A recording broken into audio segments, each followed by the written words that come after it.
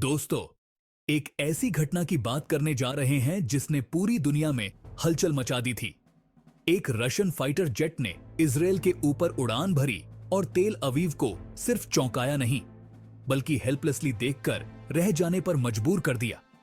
क्या इजराइल की डिफेंस इतनी कमजोर थी, या फिर मिग-25 की ताकत इतनी खतरनाक? इमेजिन कीजिए, एक ऐसा वक्त जब कोल्ड वॉर अपने चरम पर था, टेंशन स्काई हाई थे, और उसी दौरान एक रशियन मिग-25 फॉक्स बैट फाइटर जेट ने इजराइल की एयर स्पेस में ऐसी उड़ान भरी जिसने इजराइल की पूरी मिलिट्री को हिलाकर रख दिया। 1973 का यह वाक्य एकदम फिल्मी लग सकता है, लेकिन सच में हुआ था। अब सवाल यह है, क्या इजराइल उस समय रशिया की स्पीड और पावर से कंपीट कर सकता था? क्या दुनिया के सबसे एडवांस्ड फाइटर जेट्स भी उस सुपरसोनिक बीस्ट को पकड़ नहीं पाए? आज हम बात करेंगे उस आइकॉनिक मिशन की जिसने पूरे मिडिल ईस्ट को शॉक कर दिया। दोस्तों, मिग-25 फॉक्स बैट कोई आम फाइटर जेट नहीं था। इसे सोवियत यूनियन ने स्पेशली डिजाइन किया था यूएसए के स्पाई प्लेन्स को काउंटर करने के लिए। ये एक ऐसा फाइटर जेट था जो उस दौर में फास्टेस्ट और हाईएस्ट फ्लाइंग कॉम्बैट एयरक्राफ्ट में गिना जाता था।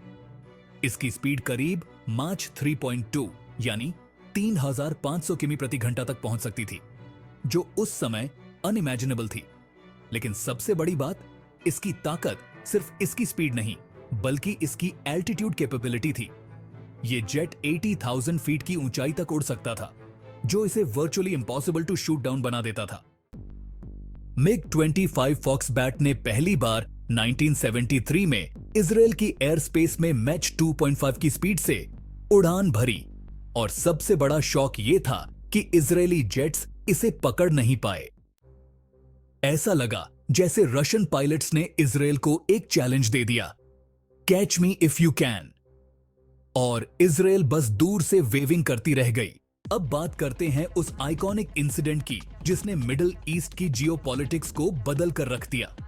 1973 में जब रशियन मिग-25 ने इजराइल के ऊपर उड़ान भरी, तब इजराइल के लिए ये एक बड़ा सरप्राइज था।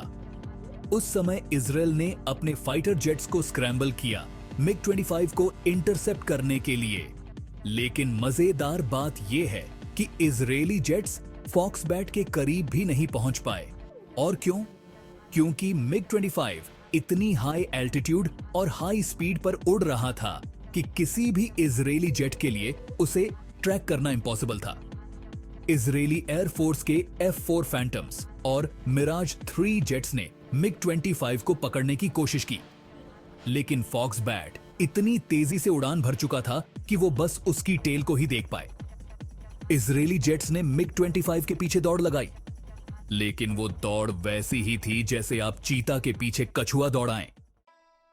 अब सवाल उठता है कि इजराइल जैसी मजबूत मिलिट्री पावर, जिसकी इंटेलिजेंस और एयर डिफेंस उस समय वर्ल्ड क्लास मानी जाती थी, वो मिग-25 को रोक क्यों नहीं पाई? दोस्तों, इसका जवाब है टेक्नोलॉजी गैप। मिग-25 उस समय की सबसे एडवांस्ड सोवियत टेक्नोलॉजी से लैस था, और उसके मुकाबले इजराइल के पास जो फाइटर जेट्स थे, वो उस एल्टीट्यूड और स्पीड पर कंपीट ही नहीं कर सकते थे। और यही वजह थी कि तेल अवीव बस हेल्पलेसली देखता रह गया। मिग-25 ने उस दिन इजरायली एयर स्पेस को बिना कोई मिसाइल लॉन्च किए सिर्फ एक ओवरफ्लाइट से डोमिनेट कर दिया। ऐसा लगा कि मिग-25 ने इजराइल के ऊपर से उड़ान भरते हुए बस एक मैसेज दे दिया, हम आ सकते हैं और कुछ नहीं कर पाओगे। इस मिशन का सिर्फ इजराइल पर ही नहीं, बल्कि पूरे मिडिल ईस्ट और ग्लोबल जियोपॉलिटिक्स पर बड़ा असर हुआ। इस घटना ने कोल्ड वॉर टेंशन्स को बढ़ा दिया, क्योंकि रशिया ने यह क्लियरली दिखा दिया था कि उनकी एरोस्पेस टेक्नोलॉजी कितनी एडवांस्ड है। दूसरी ओर इजराइल को अपनी एयर डिफेंस कैपेबिलिटीज को रीथिंक करना पड़ा, और इस इंसिडेंट के बाद से उन्होंने अपनी एयरफोर्स मॉडर्नाइजेशन पर जोर दिया। यह घटना एक रिमाइंडर थी कि पावर डायनामिक्स कैसे एक ओवरफ्लाइट से भी शिफ्ट हो सकते हैं। इस एक उड़ान ने कोल्ड वॉर में एक नया चैप्टर जोड़ दिया, और इजराइल को यह सिखा दिया कि सुपीरियर टेक्नोलॉजी का मुकाबला करना इतना आसान नहीं होता। मिग 25 का ये आइकॉनिक मिशन सिर्फ इजराइल के लिए ही नहीं बल्कि पूरी दुनिया के लिए एक आई ओपनर था। कोल्ड वॉर एरा में ये जेट सोवियत यूनियन की मिलिट्री सुप्रीमेसी का सिंबल बन गया। आज भी जब हम फास्टेस्ट फाइटर जेट्स की बात करते हैं, मिग 25 का नाम सबसे पहले लिया जाता है।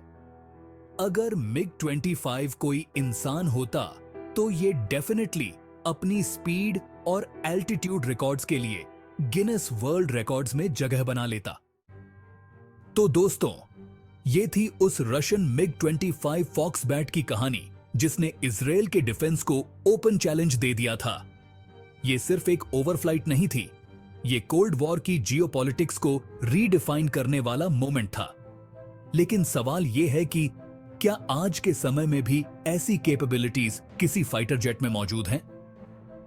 क्या कोई दूसरा एयरक्राफ्ट मिग 25 की तरह आइकॉनिक बन सकता है? आप अपनी राय कमेंट सेक्शन में जरूर बताएं।